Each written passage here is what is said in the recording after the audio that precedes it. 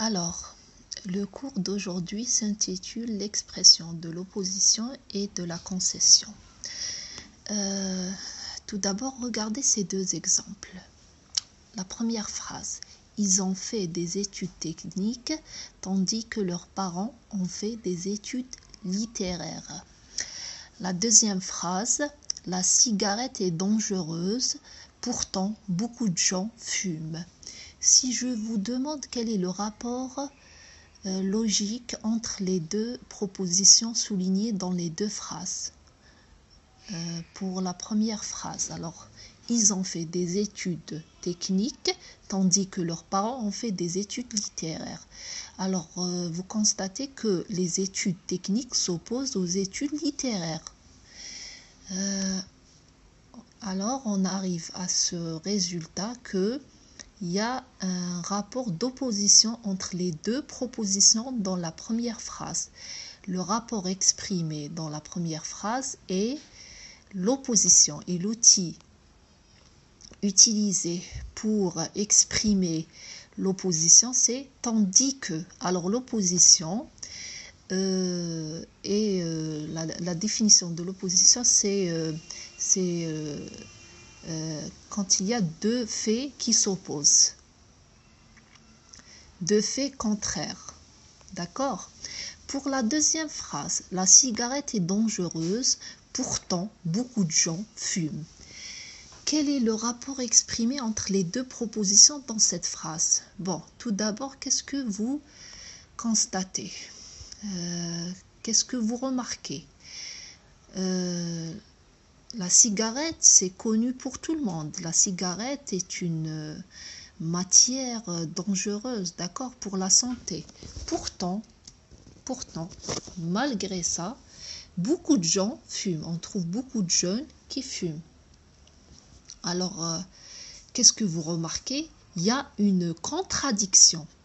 Parce que normalement, le fait que la cigarette soit dangereuse, normalement ce fait-là doit empêcher le deuxième fait d'exister. Quel est le deuxième fait? C'est le fait de fumer.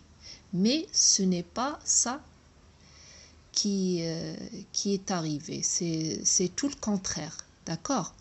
Alors ici, on appelle le rapport exprimé, c'est vrai que c'est une opposition, mais c'est une opposition un peu plus accentuée. On appelle ce rapport la concession. Alors la concession, c'est quand on a deux faits contradictoires. Normalement, le premier fait doit empêcher le deuxième fait d'exister, mais ce n'est pas le cas. D'accord? Alors, comme première définition, l'opposition simple s'établit entre deux faits indépendants. C'est un rapport entre deux choses, deux personnes qui s'opposent. D'accord? C'est comme le cas de la première phrase. Les études techniques sont l'opposé des études littéraires. Je peux donner un exemple dans ce contexte. Exemple, alors il fait beau ici, mais il neige à Betna. Ça, c'est une opposition très simple. En ce qui concerne la concession ou bien l'opposition concessive, la concession ou l'opposition concessive exprime plutôt un événement qui n'a pas eu lieu comme la logique l'exigeait. C'est l'expression de la logique contraire ou de la cause inverse. Exemple, bien qu'il pleuve, je n'ai pas pris mon parapluie. La logique exige que je prenne mon parapluie lorsqu'il pleut. D'accord? Normalement, comme je l'avais déjà mentionné, la concession, c'est quand on a un fait qui doit empêcher le deuxième fait d'exister, mais ça n'a pas été le cas. Maintenant, je vais vous donner les articulateurs qui expriment l'opposition. Alors, l'opposition, elle peut être introduite par une conjonction comme alors que, tandis que, pendant que. Une préposition au lieu de, alors toujours après au lieu de, on a un verbe à l'infinitif ou bien un nom. Contrairement à, alors toujours après contrairement à, on a un nom ou bien à un pronom, d'accord. Il y a aussi les mots de liaison comme mais, au contraire, en revanche, par contre, pourtant, cependant, néanmoins, toutefois. Des conjonctions comme bien que, quoique, plus le subjonctif. Attention, pour bien que, malgré que, quoique, toujours le verbe se met au subjonctif. On a aussi des prépositions comme malgré. Alors malgré plus un nom ou bien un pronom. En dépit de, toujours un nom. Sans plus un nom. D'accord? Maintenant, je vous invite à pratiquer vos connaissances et à vous entraîner en faisant cet exercice.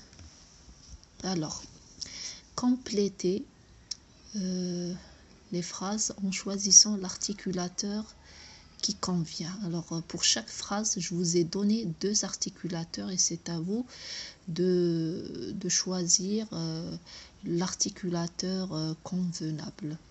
Et les 2 articulateurs expriment l'opposition. La première phrase, il a échoué au baccalauréat, ses excellents résultats pendant l'année scolaire. Alors, il a échoué au baccalauréat et on a déjà vu des cas pareils. Il y a des élèves, des étudiants qui travaillent pendant l'année scolaire et ils ont de bons résultats pendant les trimestres, mais au baccalauréat, ils craquent, ils perdent leurs moyens et malheureusement, ils échouent. Alors, il a échoué au baccalauréat en dépit de ses excellents résultats pendant l'année scolaire. Pourquoi j'ai choisi en dépit de? Parce que il y a un nom, c'est les résultats. Bon, excellent, c'est un adjectif et c'est un pronom possessif. D'accord? Alors, toujours après en dépit de, on met un nom ou bien un pronom. Pour la deuxième phrase, les portables ont du succès, ils causent des nuisances sonores. Alors, juste, je reviens à la première phrase. Alors, le rapport exprimé, c'est vrai, il y a une opposition, mais surtout, c'est une opposition concessive. Ça veut dire une concession. Pourquoi? Parce que normalement, la logique exigeait que cet élève réussit au baccalauréat parce qu'il avait de bons résultats pendant l'année scolaire. Mais ça n'a pas été le cas. D'accord? C'est pour ça que c'est une concession, c'est plus qu'une simple opposition. Pour la deuxième phrase, les portables ont du succès, ils causent des nuisances sonores. Alors, est-ce que vous choisissez malgré, bien que, pourtant? Malgré, ils causent des nuisances sonores. Bien qu'ils causent des nuisances sonores, pourtant, ils causent des nuisances sonores. Regardez, les 3 articulateurs, on peut les mettre dans cette phrase. Mais le plus adapté pour cette phrase, à mon avis, c'est pourtant. D'accord? Parce que pourquoi? Pourtant exprime vraiment la concession dans cette phrase. Normalement, le fait que les portables causent des nuisances sonores, ça veut dire ils portent préjudice, ils font du mal à l'être humain, nuisance, d'accord, faire du mal sur le plan sonore. Normalement, ce fait doit empêcher le fait que les gens achètent les portables, mais ça n'a pas été le cas. Alors, les portables ont du succès, pourtant, ils causent des nuisances sonores. Troisième phrase, il ne reviendra plus sur sa décision, c'est moi qui le lui demande. Bien que, au contraire, même si, d'accord. Alors, il ne reviendra plus sur sa décision. Est-ce que c'est au contraire, c'est moi qui le lui demande? Ça sonne faux. On ne peut pas dire ça. Bien que c'est moi qui le lui demande. Bon, il y a mieux que ça. L'articulateur qui convient le plus dans cette phrase, c'est même si. D'accord? Il ne reviendra plus sur sa décision, même si c'est moi qui le lui demande. Là et ici, c'est une concession aussi. Alors, la quatrième phrase. Je croyais que l'amitié était sacrée, il m'a trahi. Et comme c'est décevant, d'accord?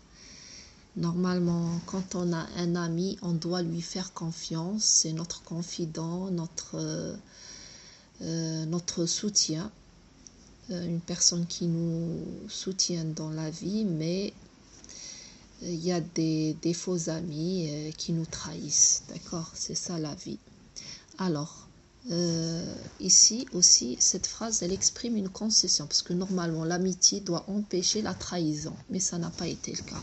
Alors, on a trois articulateurs, pourtant, même si, bien que. Alors, je croyais que l'amitié était sacrée, pourtant, il m'a trahi. Ça sonne mieux, c'est plus logique.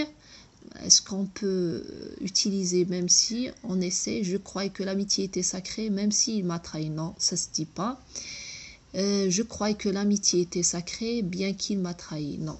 Alors pourtant exprime mieux la concession dans cette phrase. Pour le deuxième exercice, complétez les phrases suivantes par l'expression de concession qui convient. Alors toutes ces phrases vont exprimer la concession. Alors, on a les articulateurs suivants. Quoique, bien que. Alors, toujours après quoique et bien que, on met le verbe au subjonctif. En dépit de.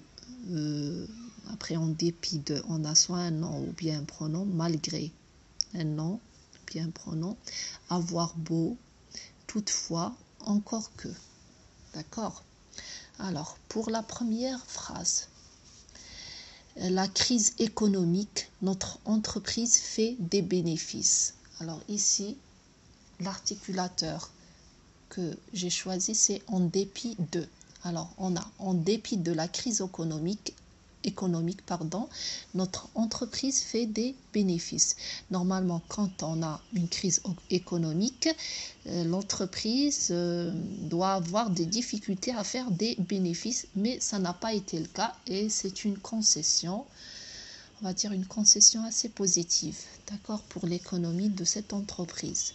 La deuxième phrase, de son grand rire, il a mal pris la plaisanterie. Oui, des fois, on cache notre malaise et notre désarroi et notre colère en riant. Oui. Si il y a des plaisanteries qui font mal, alors comment on réagit? On préfère rire que s'énerver, se mettre en colère devant tout le monde. Alors, malgré son grand rire, il a mal pris la plaisanterie. Ici, on a un nom, c'est le rire. Son, c'est un pronom possessif. Grand, c'est un adjectif. Alors, je préfère mettre malgré. Troisième phrase. Bill Gates est l'homme le plus riche du monde. Il vit modestement. Normalement, quand on est riche, on peut tout se permettre, c'est-à-dire côté moyen. Il achète les plus belles voitures, il peut dépenser excessivement l'argent, acheter ce qu'il veut, mais c'est tout le contraire. On trouve qu'il vit modestement, c'est-à-dire sans trop gaspiller l'argent. D'accord? Alors ici, j'ai choisi toutefois. Elle ne me croira pas, je dis. Alors, remarquez le verbe de la deuxième proposition. C'est le verbe dire. Et je l'ai conjugué ici au subjonctif présent. Parce que je n'ai pas dit je dis. Si j'avais conjugué le verbe dire au présent de l'indicatif, j'aurais écrit D-I-S, je dis. Mais ici, c'est je dise. Alors, elle ne me croira pas quoi que je dise. La phrase suivante, vous ne paraissez pas trop épuisé, vous ayez passé 2 nuits sans sommeil. Alors, ici, j'ai choisi bien que. on a aussi le subjonctif, mais le subjonctif passé. Vous ayez passé, d'accord? Ça, c'est le subjonctif passé parce qu'on a l'auxiliaire avoir conjugué au subjonctif présent plus le verbe le participe passé du verbe passé. Alors, vous ne paraissez pas trop épuisé, vous ne paraissez pas trop fatigué, ça veut dire bien que vous ayez passé 2 nuits blanches, 2 nuits sans sommeil. Ça, c'est une concession. La phrase suivante, elle, faire du sport, elle n'a pas maigri. Toujours bon, ici j'ai choisi elle a beau, et cette expression s'accompagne avec un verbe. Alors, elle a beau fait du sport, il faut conjuguer faire au passé composé, d'accord? Elle a beau fait du sport, on ne dit pas elle a beau faire du sport, elle a beau fait du sport, elle n'a pas maigri. Normalement, quand on fait du sport, on doit perdre quelques calories, quelques kilos et un peu de graisse, d'accord? Mais ça n'a pas été le cas. Et bien sûr, elle a beau ou il a beau toujours exprime la concession. J'ai beau lui parler, mais il ne m'écoute pas. Ça, c'est un exemple. Alors, la dernière phrase, l'équipe d'Algérie ne désespère pas, il y ait peu de solutions devant elle. D'accord? On a déjà constaté ce cas pendant le match Algérie-Nigeria, pendant la Coupe d'Afrique, demi-finale. C'est vrai que les joueurs algériens n'ont pas désespéré jusqu'à la 95e minute où Mahrez a marqué un but. C'était un but magnifique, glorieux, un très beau souvenir. Alors ici, l'équipe d'Algérie ne désespère pas. J'ai choisi bien que. On a le subjonctif présent qu'il y ait. Alors toujours après bien que, le verbe doit se mettre au subjonctif. Alors l'équipe d'Algérie ne désespère pas, bien qu'il y ait peu de solutions devant elle. D'accord? Alors j'espère que vous avez bien compris l'expression de l'opposition et de la concession. Et vous avez pu faire la différence entre la concession et l'opposition. Bon, les deux expriment presque la même idée, mais il y a une petite différence. Merci pour votre attention et bon courage pour vos études.